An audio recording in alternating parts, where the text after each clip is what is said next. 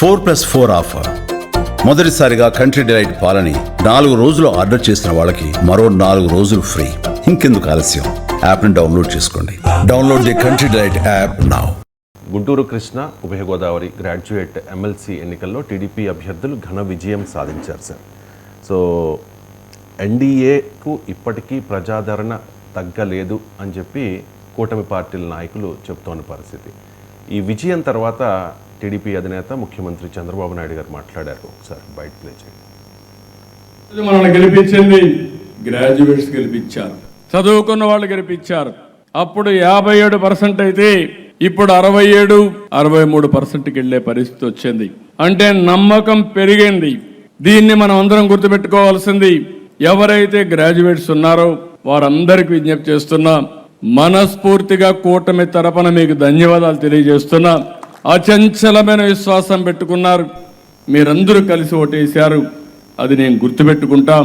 కానీ ఈరోజు రాష్ట్రంలో ఎప్పుడూ రాని విధంగా మళ్ళీ ఒకసారి చెప్తున్నా, ఎక్కడైతే డబల్ ఇంజన్ సర్కార్ ఉంటుందో అక్కడ అభివృద్ధి ఉంటుంది. మన రాష్ట్రంలో డబల్ ఇంజన్ సర్కార్ ఉంది. కేంద్రం రాష్ట్రం కలిసి సమిష్టిగా పనిచేస్తాం. ఈరోజు మనల్ని గెలిపించింది గ్రాడ్యుయేట్. ఓకే, చంద్రబాబు నాయుడు గారి మాటల్లో 2 ప్రశ్నలు వస్తాయి సార్. ఇప్పుడు ఫస్ట్ క్వశ్చన్ ఏంటంటే, ఎన్డీఏకి కూటమికి ప్రజాదరణ పెరిగింది, నమ్మకం పెరిగింది అంటూ ఉన్నారు. సో ఒకటి, గ్రాడ్యుయేట్ ఎలక్షన్స్లో మొదటి నుంచి కూడా తెలుగుదేశం పార్టీ మంచి పర్ఫార్మెన్స్ చూపుతుంది. ఎందుకంటే గెలవడం ఓడడం తర్వాత సంగతి. కారణం ఏంటంటే ఈ ఎమ్మెల్సీ ఎన్నికలకు కీలకం ఏంటంటే క్యాడర్ బేస్ ఉన్న పార్టీస్ అయితే ఎఫెక్టివ్గా పనిచేయగలుగుతాయి. అందుకే మొదటి నుంచి కూడా దేశవ్యాప్తంగా, ఇక్కడే కాదు, బీహార్, ఉత్తరప్రదేశ్, కర్ణాటక, మహారాష్ట్ర కూడా తీసుకోండి, బీజేపీ మొదటి నుంచి కూడా గ్రాడ్యుయేట్ ఎలక్షన్స్లో చాలా ముందుంటూ వస్తుంది. ఇప్పుడు కాదు, మీకు పివి చలపతిరావు, జూపూడి నారాయణరావు, వి రామారావు కాలం నుంచి కూడా ఉమ్మడి రాష్ట్రంలో బీజేపీ ఉండేది. వాస్తవంగా బీజేపీ ఇప్పుడు హైదరాబాద్ సీట్ అనుకోండి, బీజేపీ చరిత్రలో ప్రతిసారి బీజేపీ గెలిచింది. నేనే మొదటిసారి 2007లో గెలిచాను, 2009లో నేను గెలిచాను, మళ్ళీ 2015లో మళ్ళీ బీజేపీ గెలిచింది నేను పోటీ చేయకపోతే. 2021లో మాత్రమే బీఆర్ఎస్ గెలిచింది. అందువల్ల బీజేపీ మొదటి నుంచి బీజేపీ క్యాడర్ బేస్ పార్టీ కనుక ఇంపాక్ట్ చూపుతుండేది. తెలుగుదేశం పార్టీ కూడా క్యాడర్ బేస్ అనేది చాలా కీలకం. ఎందుకంటే ఈ ఎన్నికలకు వచ్చే వరకు ఏంటంటే, unless you are very popular అన్న అయి ఉండాలి. అంటే స్వచ్ఛందంగా ఓటర్లు నీ కోసం నమోదు చేసుకుని ఓటు వేసి ఉండాలి. If you are very popular అది సాధ్యమవుతుంది. లేదనుకుంటే పొలిటికల్ పార్టీస్కు బేస్ ఉండాలి, క్యాడర్ బేస్ ఉండాలి. ఎందుకంటే ఆర్గనైజ్ చాలా పెద్ద ప్రాసెస్ రవిశంకర్. ఏమవుతుందంటే ఓటర్ల నమోదు నుంచి మొదలుకొని చాలా పెద్ద లాంగ్ ప్రాసెస్. ఈ voter awareness, preferential voting system, second preference ఓట్లు తెచ్చుకోవడము, థర్డ్ ప్రిఫరెన్స్ ఓట్లు కూడా తెచ్చుకోవడము. సో ఇలాంటి అనేక డైమెన్షన్స్ ఉంటాయి కనుక సాధారణంగా క్యాడర్ బేస్ ఉన్న పార్టీకి అడ్వాంటేజ్ ఉంటుంది.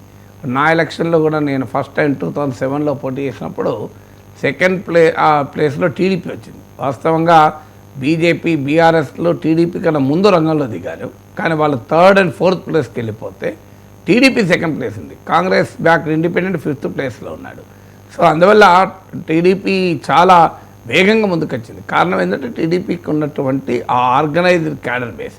ఇప్పుడు కూడా టీడీపీకి ఓటింగ్ రావడంలో కీలకమైన పాత్ర పోషించింది. టీడీపీ శ్రేణులు, కార్యకర్తలు చాలా ఎఫెక్టివ్గా ఆర్గనైజ్డ్గా యాక్టివిటీ చేశారు. ప్రతి 30 ఓటర్లకు ఒక పర్సన్ పెట్టారు. మీకు ఇది బీజేపీలో ఉంటుంది ఈ రకమైన వ్యవహారం. సో మీకు తెలుగుదేశం పార్టీలో కూడా ఈసారి గ్రాడ్యుయేట్ ఎలక్షన్లకు ఎవ్రీ 30 గ్రాడ్యుయేట్ ఓటర్స్కి ఒక పర్సన్ పెట్టి వాళ్ళు ఎక్కడున్నా వాళ్ళని పట్టుకొని ఓటింగ్కి తీసుకొచ్చి ఓట్లు వేయించే వ్యవహారం వరకు చేశారు. ఇది కాకుండా ఇక పోల్ మేనేజ్మెంట్, రాజకీయ పార్టీ రంగంలో దిగాయంటే మనకు తెలుసు కదా, పోల్ మేనేజ్మెంట్ ఉంటుంది ఎట్లాగో. సో ఇది అందువల్ల టీడీపీ శ్రేణులు ఆ రకమైన కృషి చేశాయి. ఖచ్చితంగా టీడీపీ శ్రేణుల కృషి ఫలించింది, దాంట్లో ఏం డిస్ప్యూట్ లేదు. ఎందుకంటే 2 గ్రాడ్యుయేట్ సీట్లలో వచ్చిన మెజారిటీ చూస్తే చాలా వన్ సైడెడ్గా ఓటింగ్ పడింది, అది క్లియర్గా అర్థమవుతుంది. రెండవది, టీడీపీకి పట్ల అంటే ఒక మేజర్ క్వశ్చన్ ఏమొస్తుందంటే, ఈ ప్రభుత్వం పట్ల అసంతృప్తి లేదా, వ్యతిరేకత రాలేదా, అందుకే ఇంత భారీ స్థాయిలో విజయం సమకూర్చారా అనేది క్వశ్చన్. వ్యతిరేకత, అసంతృప్తి అనేది 2 రకాలుగా ఉంటుంది. ఒకటి, ప్రత్యామ్నాయం ఏది ఉన్నా లేకపోయినా ఈ పార్టీని ఓడించాలి, ప్రభుత్వాన్ని ఓడించాలనుకున్నప్పుడు ప్రజలు ఏది ఆలోచించి కూడా ఓడిస్తారు. ఆ రకమైన అసంతృప్తి, వ్యతిరేకత లేదు. అక్కడ స్పొరాడిక్గా డిస్కంటెంట్ ఉన్న మాట నిజం. సో అది కూడా ఇంకా చేయడం లేదు పలానా పని, ఇది ఏదో ఆశించాం, ఇది జరగలేదు అనేది వేరు. ఒక బలమైన ప్రజా వ్యతిరేకత మూటగట్టుకోవడానికి 1 year కూడా కాలేదు కదా. ఏం తప్పు చేశారని ఇప్పటికిప్పుడు వస్తుంది. ఓకే, సూపర్ 6 అమలు కాలేదు, ఆలస్యం అవుతుంది అంటే కొంత అసంతృప్తి ఉండొచ్చు. లేదు, మా తెలుగుదేశం శ్రేణుల్లోనే అలా వైసీపీ వాళ్ళని ఇంకా ఎందుకు మూసేస్తలేరు అన్న కొంత అసంతృప్తి ఉండొచ్చు. తెలుగుదేశం ఎమ్మెల్యేలు కూడా అతిగా వ్యవహరిస్తున్నారు, సంపాదించుకుంటున్నారన్న వ్యతిరేకత ఉండొచ్చు. ఇవన్నీ ఏవి ఒక బలమైన ప్రజా వ్యతిరేకతగా రూపం సంతరించుకోలేదు. అది ఎందుకంటే సమయం కూడా 1 year అయింది. తర్వాత వైఎస్ఆర్ కాంగ్రెస్ ఫీల్డ్లో లేదు. ఎప్పుడు కూడా వ్యతిరేకత, అసంతృప్తి అనేది అపోజిషన్ గాల్వనైజ్ చేసినప్పుడే గాల్వనైజ్ అవుతుంది, లేకపోతే గాల్వనైజ్ కాదు. అసంతృప్తి ఉన్నా కూడా అధికార పార్టీలు గెలుస్తూ ఉంటాయి. కారణం ఏంటంటే ప్రత్యామ్నాయంగా ప్రతిపక్షంలో ఉన్నవాడు గెలవనైజ్ చేయాలి. ఆంధ్రప్రదేశ్ రాజకీయాల్లో ఏమవుతుందంటే జగన్మోహన్ రెడ్డి ఏదో స్టేట్మెంట్లు, ప్రెస్ కాన్ఫరెన్స్లు, ఓదార్పు యాత్రలు మినహా గ్రాస్ రూట్స్లో ప్రభుత్వాన్ని నిలదీసి ప్రతిఘటించి ప్రశ్నించేటువంటి స్థాయిలో వైసీపీ లేదు. ఎందుకంటే ఆ పార్టీ మొత్తం ఆత్మరక్షణలో ఉంది, డీమారలైజ్ అయి ఉంది, కంప్లీట్గా అసలు కోలుకోలేని పరిస్థితుల్లో క్షేత్రస్థాయిలో ఉంది.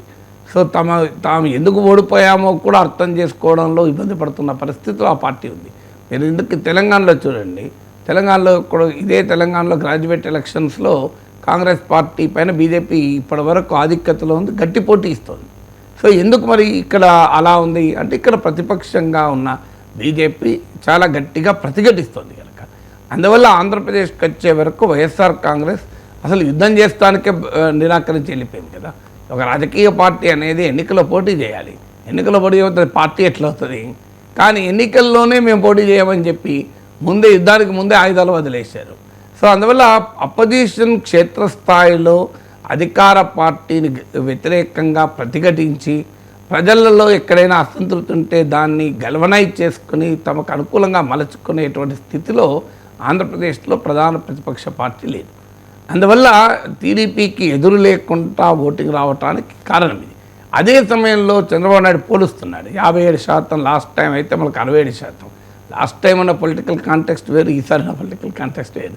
ఈసారి అసలు వైసీపీ పోటీలోనే లేదు.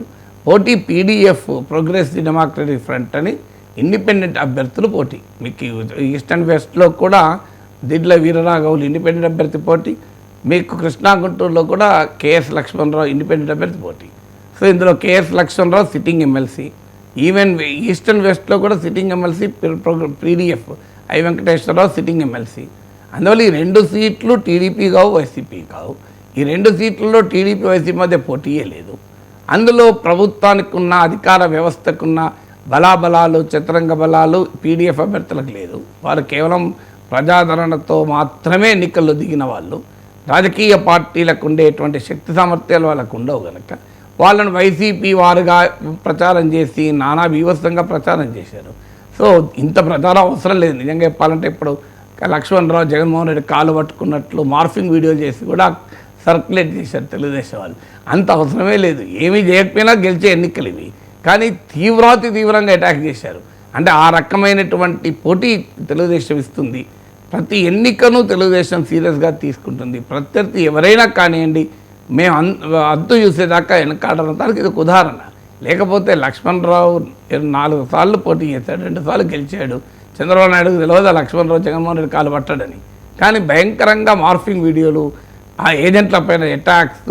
ఇప్పుడు మీరు ఉత్తరాంధ్ర టీచర్స్ కాన్స్టిట్యున్సీలో కూడా యూటీఎఫ్ అభ్యర్థిని యూటీఎఫ్ ముసుగులో వైఎస్ఆర్ కాంగ్రెస్ అని ఇలా రకరకాల రీతుల్లో ఉన్నారు. యూటీఎఫ్ వైఎస్ఆర్ కాంగ్రెస్ అవుతుంది. యూటీఎఫ్ ధర్నాలకు చంద్రబాబు నాయుడు కూడా హాజరయ్యాడు హైదరాబాద్లో, నేను కూడా హాజరయ్యాను దానికి. సో అప్పుడు వైఎస్ఆర్ కాంగ్రెస్ పార్టీ ముసుగులో ఉన్నవారు ధర్నాలకు చంద్రబాబు నాయుడు హాజరవుతాడా? ప్రతిపక్షంలో ఉన్నప్పుడు 2014 ముందు ఇందిరా పార్క్లో యూటీఎఫ్ టీచర్ల ధర్నా పెడితే చంద్రబాబు నాయుడు హాజరయ్యాడు, నేను హాజరయ్యాను, పక్కనే కూర్చున్నాను, నాకు గుర్తు కూడా ఇప్పటికీ. సో మరి ఎట్లా వచ్చారు యూటీఎఫ్ ధర్నాలకు? యూటీఎఫ్ వైఎస్ఆర్ కాంగ్రెస్ ముసుగైతే. సో అందువల్ల ఇలా అంటే ప్రత్యర్థులు ఎవరైనా ఎట్టి పరిస్థితుల్లో ఎన్నికల్లో మేము గెలవాలి అనేటువంటి తెగింపుతో టీడీపీ పనిచేస్తున్నారు. ఇది ఉదాహరణ. అయినా ఇది it's not a fight between TDP and YCP ఉన్నప్పుడు ఈ పర్సంటేజెస్లు it do not carry any meaning. 57% ఉండే, అది 63% పెరిగింది. అంటే అసలు అలా పోటీ వైసీపీతో లేనప్పుడు ఈ చర్చ ఎక్కడ పోటీ పీడీఎఫ్తో? అసెంబ్లీ ఎన్నికల్లో పీడీఎఫ్ ఎక్కడుంది? అసెంబ్లీ ఎన్నికల్లో పోటీ వైసీపీతో కదా. So fight is not between TDP and YCP, but still డెఫినెట్గా తెలుగుదేశం పార్టీ ప్రభుత్వం పట్ల తీవ్రమైన వ్యతిరేకత ఉంది అని వైసీపీ చెప్తున్నదే. ఇప్పుడు ఎన్నికలు జరిగితే మేమే గెలుస్తామని, ఆ సీరియత లేదు అనేది క్లియర్గా ఎన్నికలు మరోసారి రుజువు చేశాయి.